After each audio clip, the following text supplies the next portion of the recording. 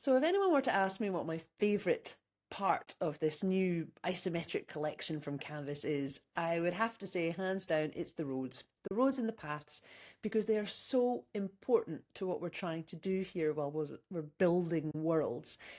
Without the roads, we can't create this idea of network, of cities, of journeys that we're navigating our participants or our collaborators on as we guide them through our content. It doesn't work. It would just be visuals, which we could make work, but it works a whole lot better with roads and paths. And that is why I spent so long on them. We have got, well, I can't even count. We've got loads of different types of roads, and they all come as these like little modular components in a variety of different shapes so that you can design the right shape around what you have on the board. So here we've got like a kind of a city style grid. You could have content in either of these areas. Here I removed the grid because you could also just have content inside the middle and keep it a little bit cleaner. You could also do like a linear journey like this and guide everybody from a start to a finish. Or you could go for a really big loop-in one. You could change style. You could go for the rivers and make it a little bit more tropical feeling. Or you could, make the most of the traffic accessories that we have. You could create a really nice little visual journey. How do we use them? Let me show you. I'm going to move down here. The first one we've got here is like a red carpet look and feel. I just thought it was really nice. You could have this for your welcome area leading up to the introduction. It makes it feel special. You could also change that orange so that it's maybe your brand colors are actually a red carpet. Maybe it goes in a straight line, or maybe you connect it and it kind of, this is the path that guides the experience. And as you can see, it's only 3 different shapes, but you could use this to go in a lot of different directions. So that's the path, the red carpet. Then we've got like cobblestones and paths if you want to create that kind of sense of a park, because we do have park elements in here. So these can be really nice.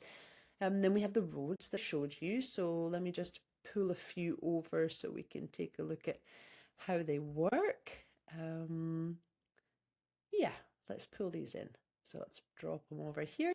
So these ones, they're all designed to connect to each other. So we can line them up with our eyes if we zoom in close. Sometimes I find that I will use my arrow keys to kind of nudge it into place because I'm a perfectionist and I like it to line up as close to exactly perfect as possible. But you should be able to do that pretty easily with your eyes. So we do it like this. This one is, it can connect there.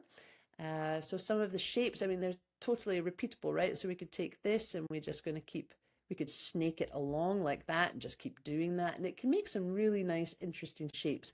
But what I also love are these slopes. So these slopes will allow you to go up.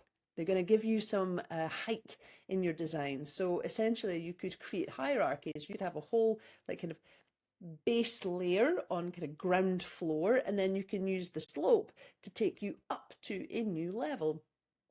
So you've got that slope, and I'm going to pull over one of these. I mean, maybe for ease, I should have really pulled over one of the larger pieces. So we've got different lengths because sometimes you just want a short piece and sometimes you want a really long one. You would definitely delete that one in the back there. So yeah, you just have fun, make shapes that feel right for what you're trying to do, but think about this elevation and how you can have things on different levels. Then after the roads, we've got these paths, which are the highlighted paths. Exactly the same arrangement of shapes that we have for the roads, but with these ones, the tool I'm using is called Icon Jar. It's not an app I manage, it's just what I recommend Mac users use for their for housing in the library. There's a different one for Windows users. But here you can actually change the color. So let's imagine, actually your brand is pink. So you would take you would select the orange color, and let's just say it's this color of pink. And then there's also a shadow in there, a darker orange shadow. So we're going to pick that pink again and maybe make it a bit darker. Then we're going to drag this over from here And we've got a pink path. So this is great for if you want to have a branded experience, or perhaps you are going to categorize different spaces on your board by color, and then you're able to do that with the paths themselves. So it's a really useful and powerful feature of the apps that I recommend that you use with Canvas. Then we've got my favorite, my very, very, very, very, very, very favorite. Oh my goodness, rivers. Yes, rivers are fantastic. I love them so much. Again, you could change the color of this. It could be slime. You know, it could be like a lime green river running like Willy Wonka's chocolate factory. And then if you were going to ask me what my very favorite piece from the collection is, it's the loop the loop. So you can just stack this up. I would suggest that you start from the bottom so that with the layering, the next one goes over the top. But when you get to that top piece, you can take this. See? And again, this is all about elevation too, but it's just a little bit more fun and playful. A nice corkscrew river. I had another example over here like this. So I made this with those different kinds of pieces, and I made it feel a little bit like you're on holiday as you do whatever collaboration you're going to do. I would suggest that you put the content around the outside. Maybe some of it's on the inside, but yeah, just follow a journey and have it as part of a home. For the rest, if we go down to the paths, we've got deprecated paths. These were actually already in the library, and I know that people have enjoyed using them, so they're staying in the library, but they aren't. They were created quite a while ago, so they're not the same size as the new assets, and I am having to make the decision whether I take the time to make these all the same. It makes sense, but I just didn't have that time to do this before I released. So for the time being, I've called them deprecated because they are a little bit different, but they're still there, and they can create some really nice, funky kind of Escher style layouts. So let's bring these in over here. You see, they are significantly smaller. Anyway, not that it matters, but they're a little bit smaller in size than the other ones. But you can use these to kind of, to make quite funky layouts for your content.